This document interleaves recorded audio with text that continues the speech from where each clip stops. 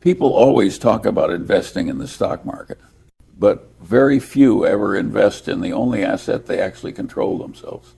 Most people never get close to their potential horsepower. They've got a V12 engine but run their lives like an old lawnmower. The gap between potential and actual output is enormous. I've seen people with brilliant IQs do absolutely nothing useful.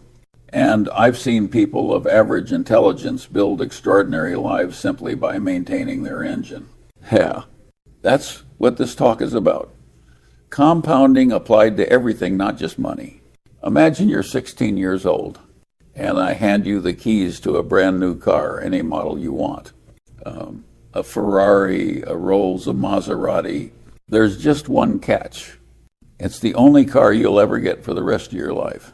How would you treat it? You'd probably read the owner's manual 3 times before starting the engine. You'd change the oil twice as often as the manufacturer recommends. You'd park it in the shade, avoid every pothole, and fix every speck of rust the moment it appears. Because you know this car has to last you a lifetime. Now, you only get one body and one mind. They also have to last you a lifetime. You don't get a replacement model of 50. If you abuse it, if you let the rust build up, it's not just cosmetic. It's permanent damage to your compounding machine. People think compound interest is about bank accounts. They're wrong. It's about how every small improvement or every small neglect adds up exponentially over time. Take your mind, for instance. You start feeding it junk gossip, envy, ideology, nonsense, and it clogs up like a bad engine. You start training it to think clearly, to reason with evidence, to question assumptions, and suddenly your intellectual horsepower compounds year after year. The same goes for your habits. You don't feel their weight when you start. They're light as air until they become change you can't break. If you're forming habits right now, punctuality, honesty, self-restraint, congratulations. You're setting up the machinery of long-term compounding. If you're forming habits of laziness, lying, or self-pity, I suggest you stop pretending that next year will fix it. It won't. People often ask me, what's the most powerful force in finance? Einstein supposedly said it was compound interest. He was right, but only partly, because the same mathematics governs life itself. Good decision compound. So does stupidity. A tiny act of discipline, repeated daily reading, saving, exercising, helping others compounds into a fortune of capability. A tiny act of foolishness, repeated daily procrastination, resentment, debt compounds into a lifelong penalty.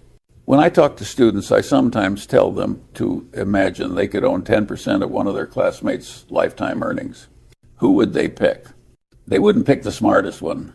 They'd pick the one with character, the one who's reliable, generous, easy to work with, because over decades, those traits compound into value. The smartest fool, on the other hand, compounds into disaster. Everything in life compounds: skills, relationships, knowledge, character. You either use that law or become its victim. I've watched thousands of people over my lifetime. Most don't fail because they lack talent. They fail because they let their rust spread. They don't maintain their engine, and when it finally breaks down, they blame bad luck.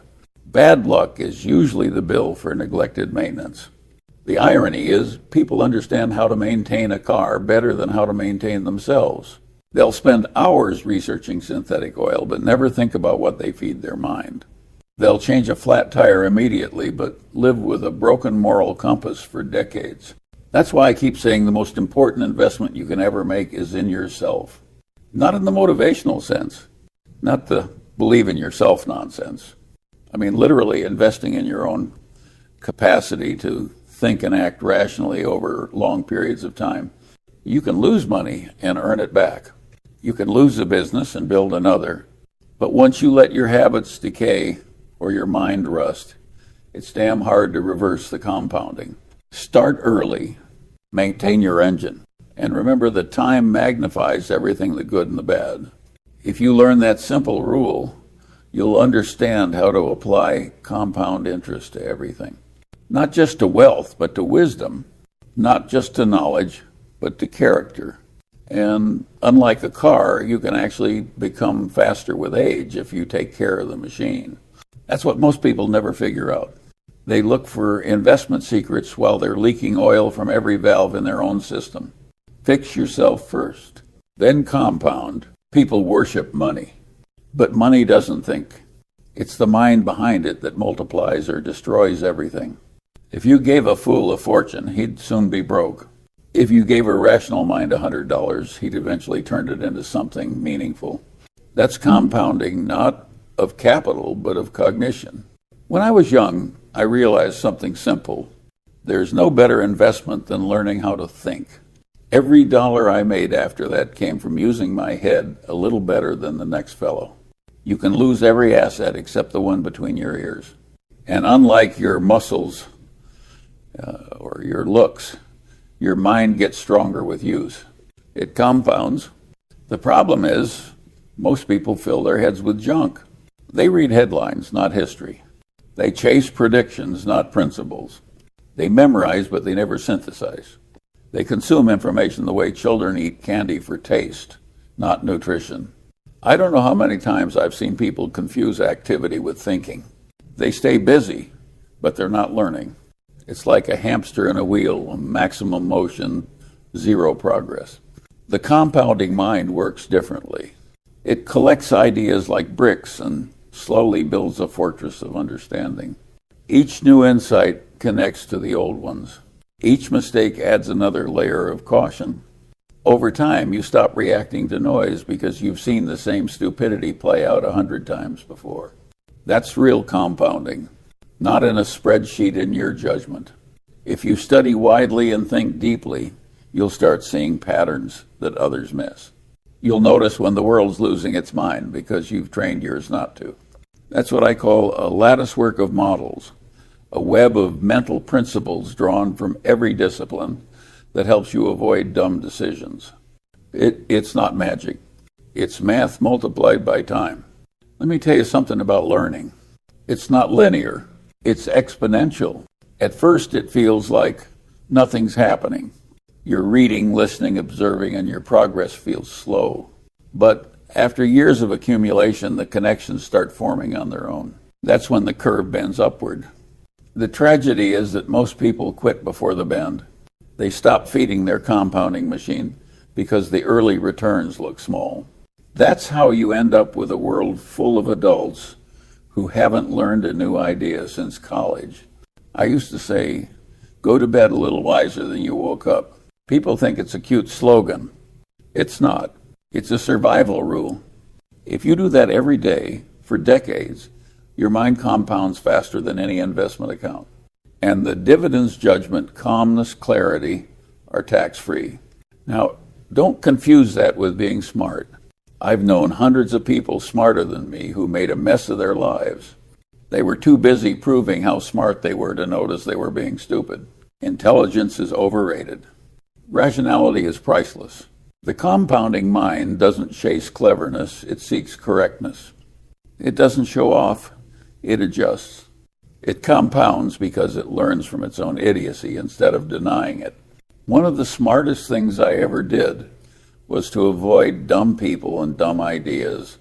You can't compound wisdom if you're surrounded by noise and nonsense. The environment matters.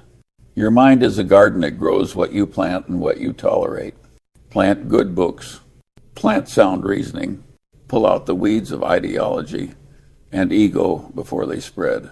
Every hour you spend learning how the world really works adds to your compound return of understanding. And just like financial compounding, the biggest gains come late when the curve gets steep. When everyone else is still debating the obvious, you're 3 moves ahead because you spent decades building your model of reality. That's how the mind compounds faster than money. Money depends on markets. The mind depends on discipline. And discipline is something you can control entirely. The market might go down 50%. Your brain never has to unless you stop using it. So if you want to apply compound interest to something that can't be taken away, start with your own thinking. Refine it, challenge it, update it, Protect it from nonsense. Eventually, your mind becomes the ultimate compounding engine, one that generates better decisions, which lead to better results, which reinforce better thinking. That's the feedback loop of a compounding life. And unlike the market, it never crashes unless you do. You can fake a lot of things in life. Character isn't one of them. It's the invisible interest you earn from every decision you make. You don't see it in your bank account, but it compounds in how people treat you and how much they trust you. People always talk about networking. They think success comes from collecting business cards. But networks aren't built, they're attracted. And they're attracted to character. I tell students this all the time. Imagine you could own 10% of one of your classmates for life. Who would you pick? You wouldn't pick the one with the highest IQ. You'd pick the one you can rely on, the one who's honest, fair, and disciplined, because those traits compound faster than intelligence ever will. I've known geniuses who couldn't be trusted with a lunch order. And I've known average people who became indispensable because everyone knew they'd show up, do their work, and tell the truth. That's character compounding. It's quiet, slow, and invisible until one day it isn't. People don't notice it building, but they sure notice when it's gone. Lose your reputation, and suddenly every door that used to open starts locking itself. And here's the kicker. Once character breaks, it rarely compounds again. The returns of trust are exponential, but so are the losses. When you keep your word, when you show up on time, when you give others credit, instead of stealing it, you're making invisible deposits. Over decades, those deposits turn into a fortune of goodwill and opportunity. People want to work with you, bet on you, share with you. You become a magnet for competence and decency. And the opposite is true too. If you're always late, dishonest, or looking for shortcuts, you're compounding your own decline. It's just a different kind of interest, the negative kind. You can't hack your way into a good reputation. You can only earn it the hard way, one consistent, boring, honest day at a time. That's not exciting, which is why most people ignore it.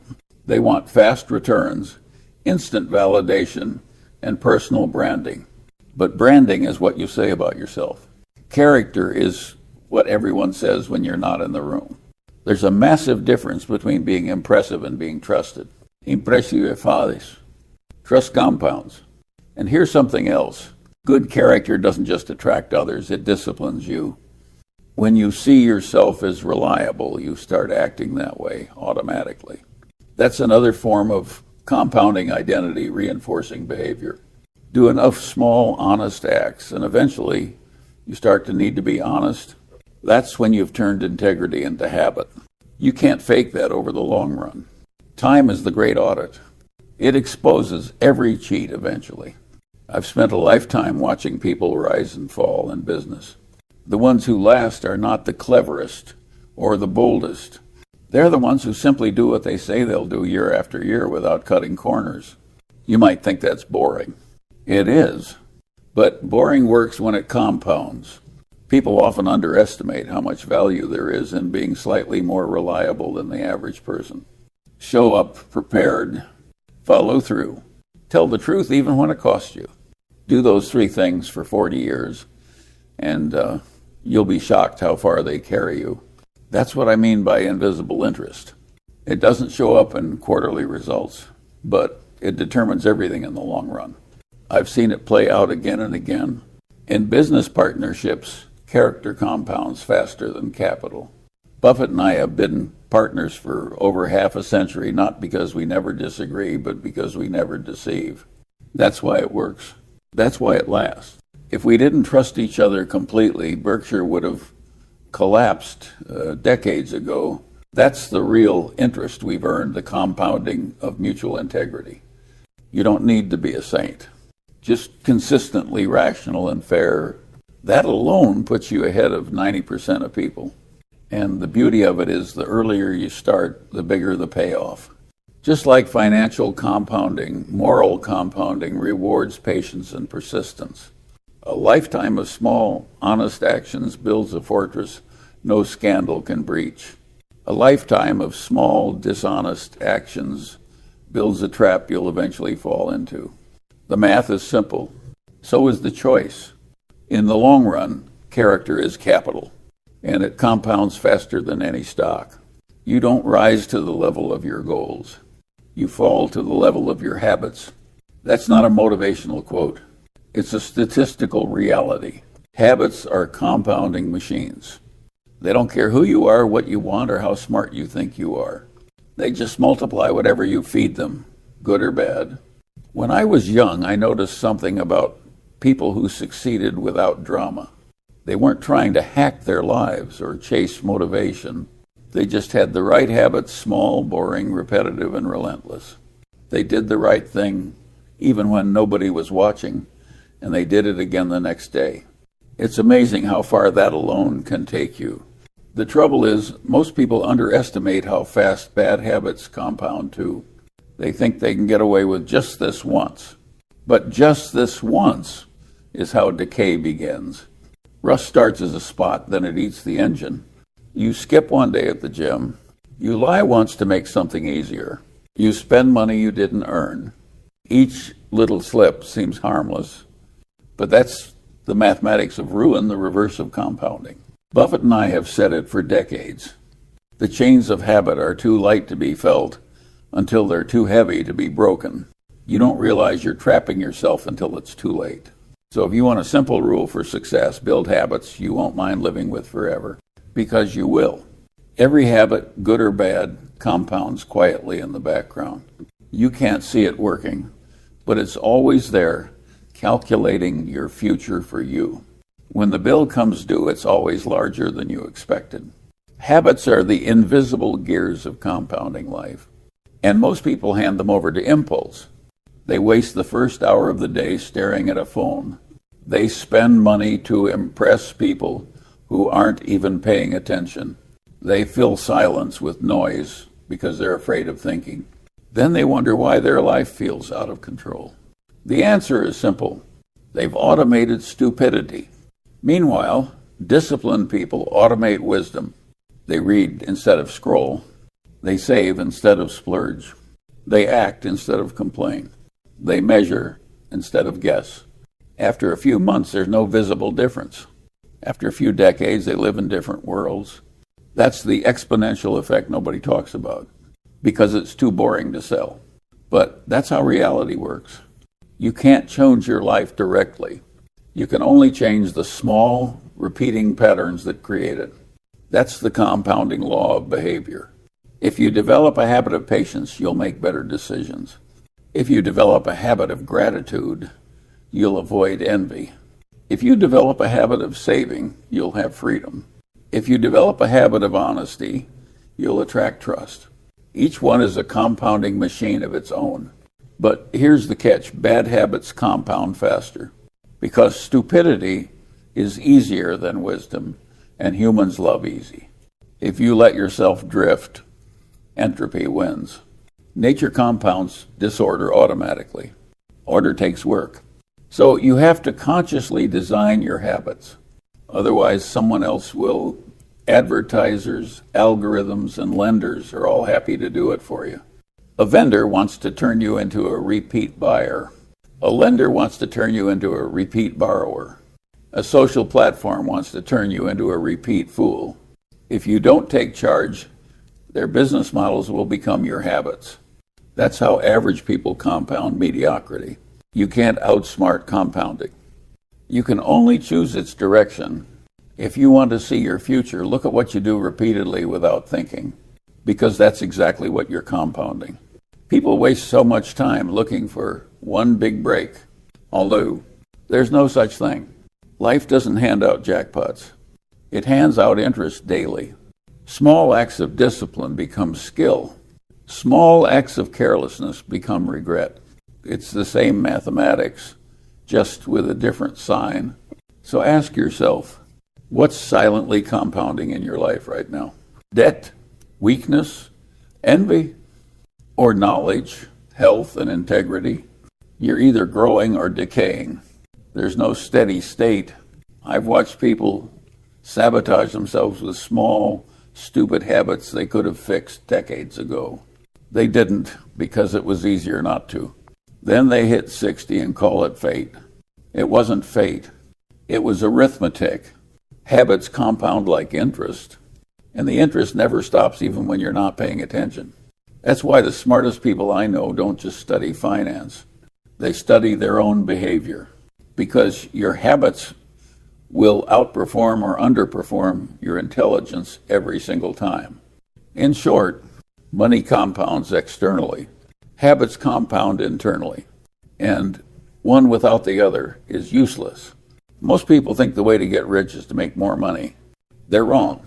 The real trick is to keep what you earn and to keep your mind from being hijacked by people who want it. The world runs on manipulation. Every advertisement, every sales pitch, every special offer is designed to exploit human bias. They don't teach you that in school because schools are too busy producing compliant consumers. That's why I tell students, if you want to protect your compounding, learn psychology before you learn investing. Because before the world takes your money, it takes your judgment. Robert Cialdini wrote the book Influence decades ago. If you haven't read it, you're the mark, not the magician. He explained how humans are wired to obey social triggers, reciprocity, scarcity, authority, consistency, liking, and social proof. Those words sound harmless until you realize they control almost everything people do with their time and money. Once you understand that, you start seeing the world for what it is, a giant experiment in behavioral economics. Vendors and lenders spend billions figuring out how to bypass your reason and activate your instincts. They don't sell products. They sell dopamine, and you pay with your future. Take credit cards. They turn impulse into debt, and then debt into dependency. It's not a coincidence. It's design. They've learned exactly how to make short-term pleasure feel affordable and long-term ruin invisible. If you're not aware of it, you're compounding stupidity every time you swipe. Then there's the financial industry. It runs on what I call incentive-caused bias. Now, brokers don't make money when you think they make money when you act. So they'll always find a way to make you act. They'll call it opportunity, diversification, or innovation. Translation: give us your attention, your trust, and your fees. If you want to stay rich, the first skill you need is not picking stocks, it's spotting con men. They come in suits now, not trench coats. They quote Buffett while selling garbage. And it's not just the finance world. Manipulation compounds everywhere. Politicians run the same playbook as marketers. They sell emotions dressed as ideas. If you're not grounded in rational thought, they'll rent your outrage by the hour. Here's a rule I live by.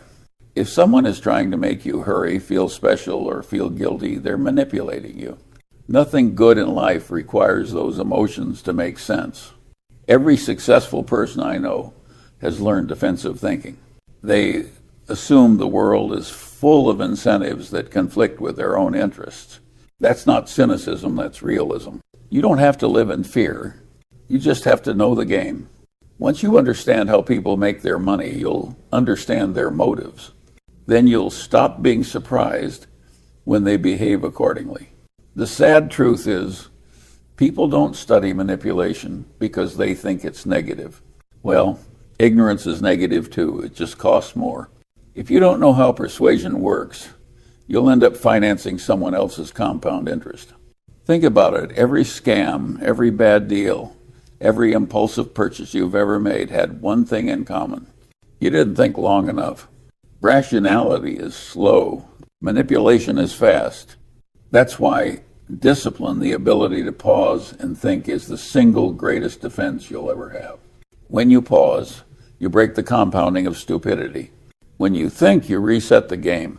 That's what I love about learning behavioral psychology. Once you see the puppet strings, you can't unsee them. And once you know how they work, you start pulling your own. You can build habits that compound wisdom instead of foolishness. You can filter information instead of drowning in it. You can use incentives to your advantage instead of being used by them. The world's full of people who will never understand this. They'll keep blaming bad luck or the system. But the truth is, they never learned how the system manipulates human nature. And human nature compounds too, for better or worse. You can train your brain to be a fortress, or you can leave the gates open and hope the looters are kind. Your choice. If you study how persuasion works, you'll start noticing the traps before you fall into them. The best investors I know don't predict markets, they predict human mistakes, and they avoid them. That's 90% of success right there. When you understand how easily people can be manipulated, you stop mocking them and start protecting yourself. You realize the average person isn't dumb, they're just running unpatched software in a world full of hackers. Updating your mental models is your antivirus. It's how you defend your compounding. You can't eliminate manipulation, but you can make it expensive for anyone to exploit you. That's real intelligence. That's what keeps your compounding alive. And here's the paradox. Once you stop falling for nonsense, you'll start noticing how much of the world runs on it. That realization alone will make you richer, not because you're smarter, but because you're finally awake. People love to talk about how to make money. Almost no one talks about how to keep it. That's because keeping it sounds boring. There's no thrill in compounding slowly, no dopamine hit from saving, no applause for restraint. But that's exactly why it works. In my lifetime, I've watched Americans become richer than any society in history and somehow still feel broke. The national savings rate is barely above zero. We live in a culture that treats consumption as achievement. If you own something shiny, you must be winning. Well, that's one definition, just not mine. When I was young, saving was considered respectable. Now, it's considered old-fashioned. People think prudence is a flaw. They borrow to impress, spend to escape, and then wonder why they're trapped. I've said it before. If you can't live on less than you earn, nobody can help you. Not me, not Buffett, not God. Saving money isn't about the dollar amount. It's about the mindset understanding that every dollar you don't waste compounds silently in your favor. And every dollar you waste compounds silently against you. You can call it delayed gratification, if you like. I call it freedom insurance. Because when you save, you buy yourself control over your future. People think saving is hard because they have to give something up. That's the wrong way to look at it. Saving is simply choosing your future self over your present ego. The ego always loses unless you've trained it to wait. Here's the irony. America is so rich that it can afford to be stupid. For decades, we've lived off the compounding productivity of earlier generations. Even when individuals don't save, corporations and technology do it for them. But that kind of luck doesn't last forever. When you consume more than you produce, someone else has to finance the difference. For the U.S., that's been the rest of the world. For an individual, it's usually Visa or MasterCard. Either way, you're selling your future to fund your present. And once you start down that road, compounding turns against you. Debt compounds too faster and nastier than interest in your favor. That's why I tell people, if you can't control yourself, someone else will. And they'll charge you for the privilege. It's not that saving is glamorous, it's that the alternative is ruin. Wealth isn't what you spend, it's what you don't. Buffett and I built Berkshire on a simple principle: retain earnings.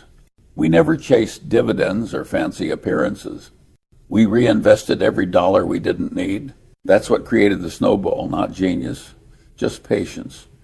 The same applies to personal finance. You don't need brilliance to get rich. You just need to avoid stupidity long enough for compounding to do its job. People think they'll start saving when they make more. That's another lie. You won't. You'll just spend more. If you can't save on $50,000, you won't save on $500,000. Lifestyle inflation compounds faster than salary.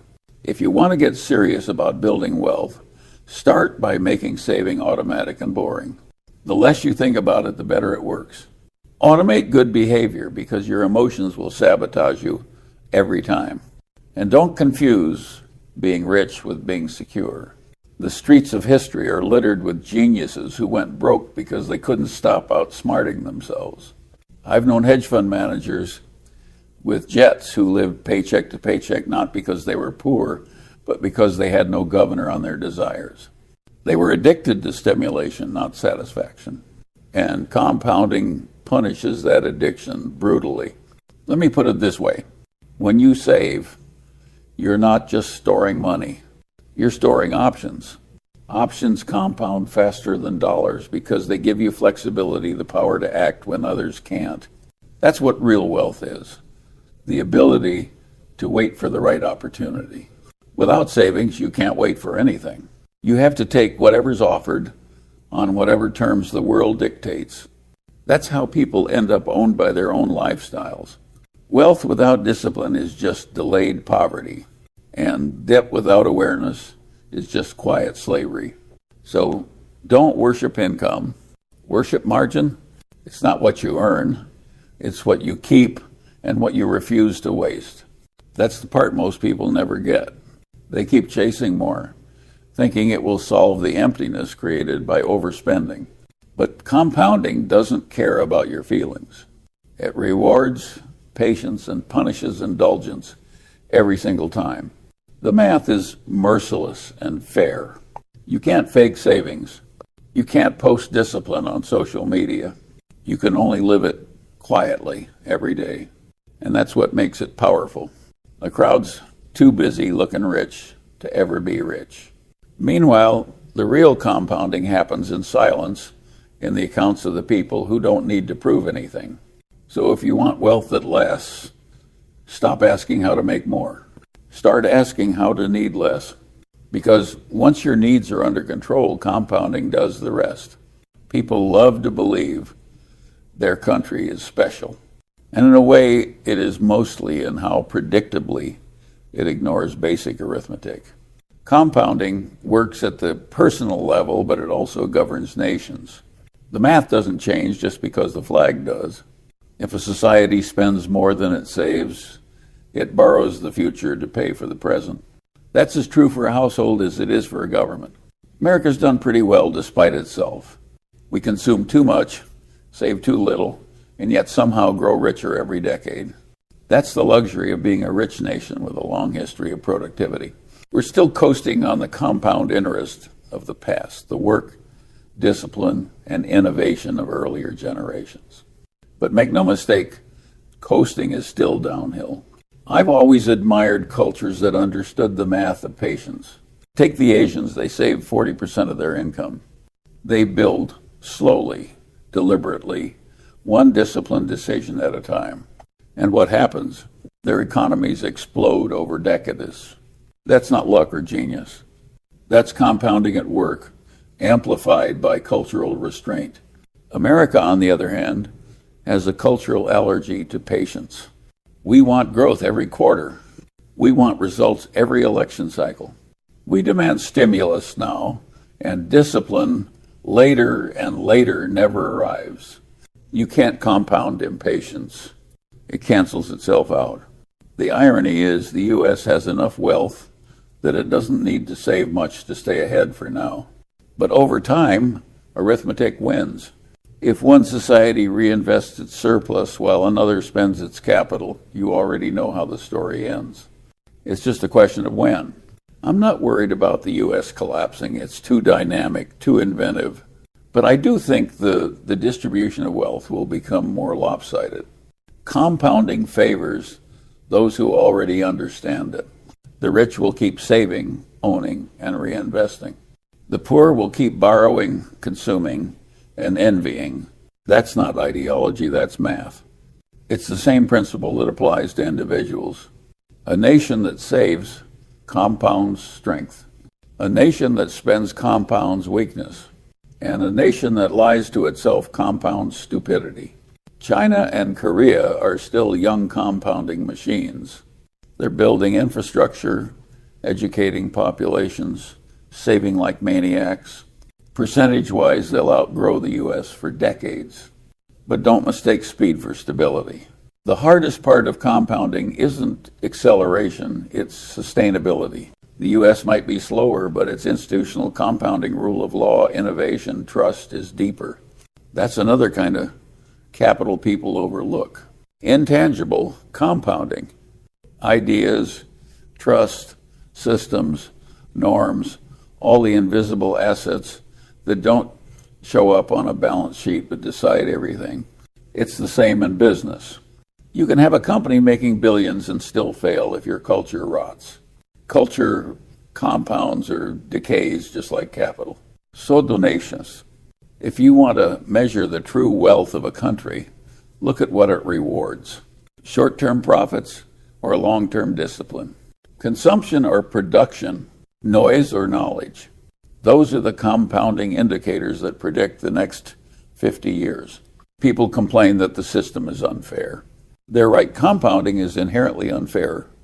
It gives the biggest rewards to those who start early and behave well. That's not injustice. That's nature.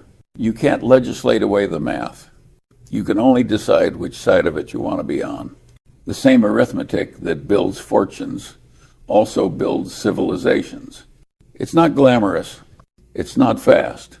But it's unstoppable once it starts. Every decision a nation makes on education, savings, innovation, corruption, either adds to or subtracts from its compounding. And the effects are invisible for years. That's why democracy struggles with it. Voters don't have the patience for invisible progress. They want fireworks, not foundations. But the world belongs to those who can delay gratification. That's true for investors, for companies, and for countries. When you see nations hoarding resources, investing in infrastructure, and educating their people, you're watching the slow miracle of compounding in motion. When you see others drowning in debt and politics, you're watching the opposite, the slow decay of impatience. Buffett and I have always liked boring businesses for the same reason. Boring things compound beautifully. Nations aren't that different. A little boredom, a lot of discipline and time, that's how you build empires that last. The real question isn't which country is richest today. It's which one is still compounding 50 years from now, because that's the only measure that matters. So if you want to understand the future, don't listen to the headlines. Listen to the habits. The arithmetic will do the rest. If there's one law that governs everything worth understanding, it's this. Compounding is not optional. It's happening whether you participate in it or not. Everything in life compounds: knowledge, stupidity, kindness, debt, habits, envy. You don't get to turn it off. You only get to choose which direction it works. Most people never realize that until it's too late. They drift through decades letting small bad choices accumulate junk food, dumb friends, useless arguments, and wasted time. Then one day they wake up broke, bitter, and confused about how it happened. It wasn't fate. It was arithmetic. Their choices compounded exactly as designed. You can't cheat compounding. It's the fairest system in the world, brutally fair. It rewards discipline and punishes delay. It pays patience and bankrupts impulse. Buffett likes to say his wealth came from living in America with good genes and compound interest. He's not kidding. The man didn't do 1,000 brilliant things. He did a few smart ones consistently for 70 years. That's compounding in its purest form. You see the same thing in behavior. People who avoid envy, avoid debt, and avoid stupidity, they don't look spectacular in their 20s. They look sensible. Then you check in at 70, and they've quietly built an empire of peace and options. The secret wasn't brilliance. It was avoiding the mathematical traps of decline. You can apply the same law to relationships. Trust compounds.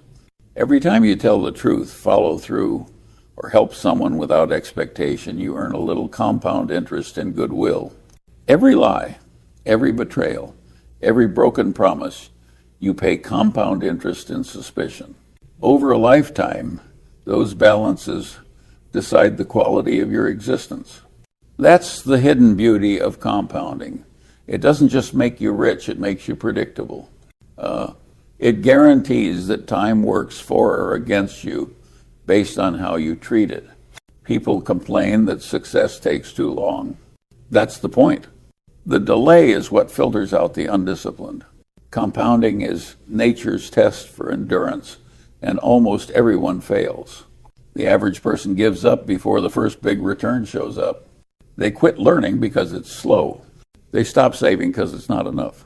They ruin relationships because they can't delay an argument. Then they blame luck. There's no luck, only compounding and interruptions. Interrupt compounding enough times, change jobs every year, chase every trend, break every promise, and you end up starting from zero forever. The world's full of people stuck in permanent restarts. They don't need more motivation. They need less stupidity. You don't have to be extraordinary to win. You just have to keep doing ordinary things longer than most people can tolerate. Read daily. Save consistently. Avoid envy. Keep promises. Sleep well. Repeat for 50 years. That's not glamorous, but it's undefeated. The reason compounding feels magical is because humans are terrible at imagining exponential results.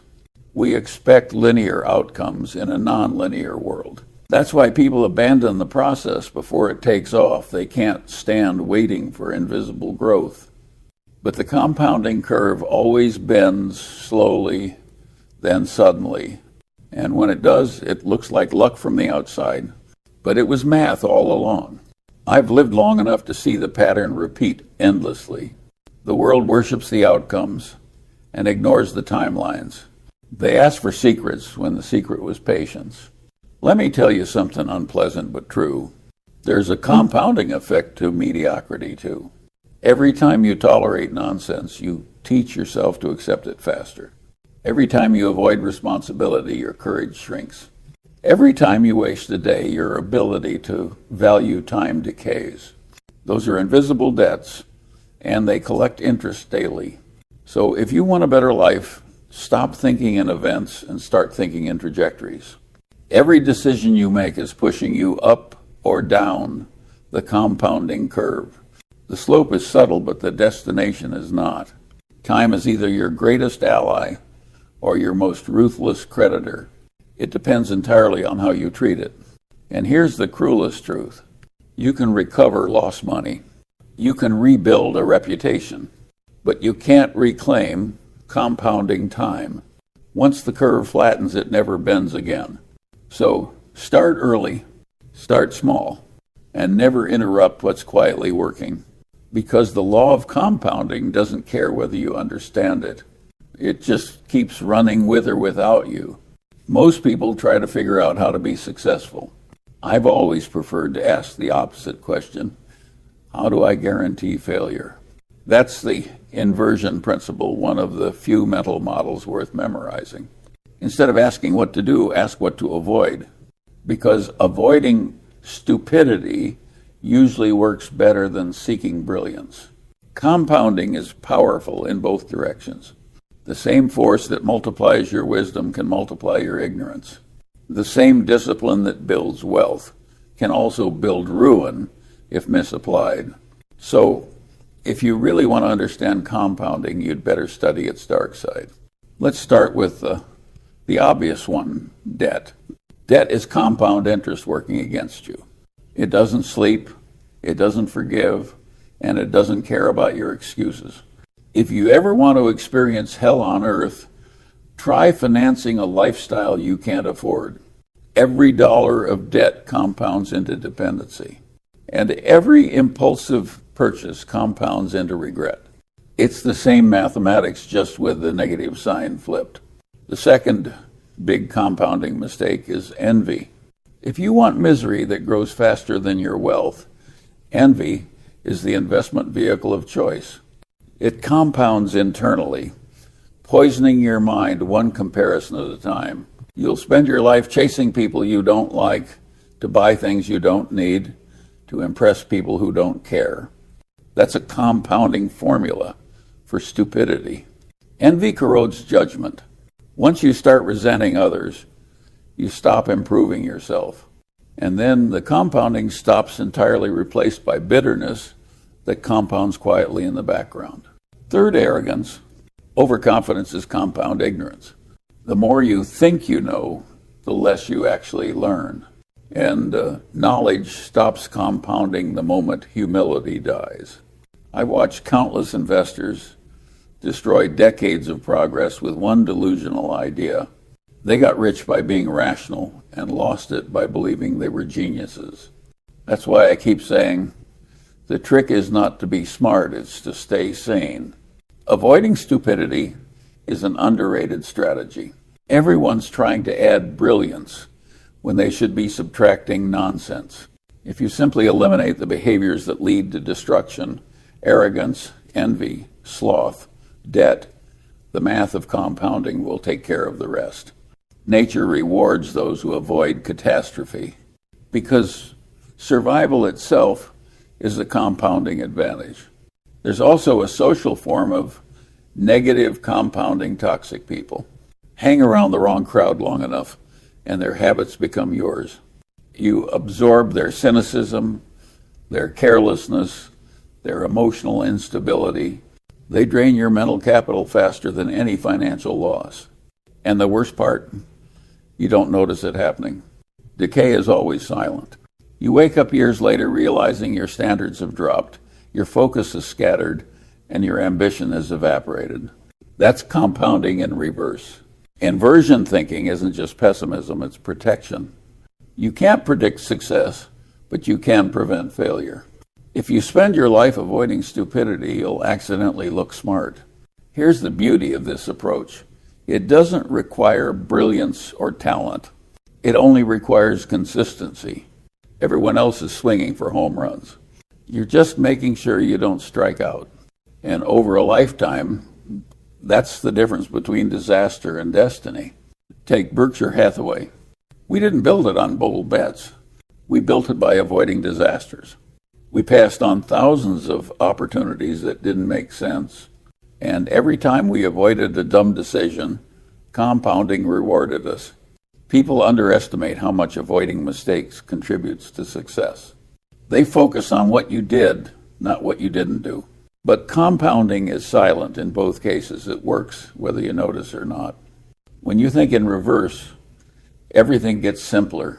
You don't need to figure out how to be brilliant, just how to not be foolish. You don't need to find the secret to wealth, just avoid losing money. You don't need to discover the meaning of life, just stop doing the things that make it miserable. That's the Munger formula in a nutshell. Invert, always invert. People love adding complexity to sound intelligent, but the real advantage is subtraction, removing stupidity, noise, and ego from the equation. That's how you harness compounding safely, by knowing where it breaks and never going there. Because the law of compounding is impartial. It will reward or punish you at the same speed depending on which side you choose. So, the next time you think about growth, don't just ask what will make you smarter, richer, or happier. Ask what will make you dumber, poorer, or miserable, and stop doing those things immediately. That alone will put you ahead of 99% of people. After all, compounding doesn't care if you're optimistic or pessimistic. It only cares whether you're paying attention. If I had to summarize a lifetime of observation in one sentence, it would be this. The world runs on compounding, whether you understand it or not. People chase excitement. They want shortcuts, secrets, and systems. But the truth is painfully dull. Success is arithmetic. You add discipline, subtract stupidity, and let time do the rest. Everyone wants to know what I believe in. I don't believe in much, but I trust arithmetic. Arithmetic never lies, never flatters, and never forgives. If you understand the arithmetic of compounding, you stop expecting life to be fair. You realize results don't come from brilliance, they come from consistency. You see why a person who improves 1% a day ends up 37 times better in a year, while the person who declines 1% a day ends up with nothing. That's not luck, that's math. And the same law that builds fortunes, builds everything else worth having: reputation, judgment, trust, and peace of mind. Those who respect compounding end up with more than money, they end up with margin. Magit for margin for freedom, margin for dignity. I've spent my life watching people violate this law, usually out of arrogance. They overtrade, overconsume, overpromise, overreact. Then they wonder why their lives collapse in predictable ways. It's not tragedy, it's the interest due on bad behavior. You can't cheat compound interest any more than you can cheat gravity.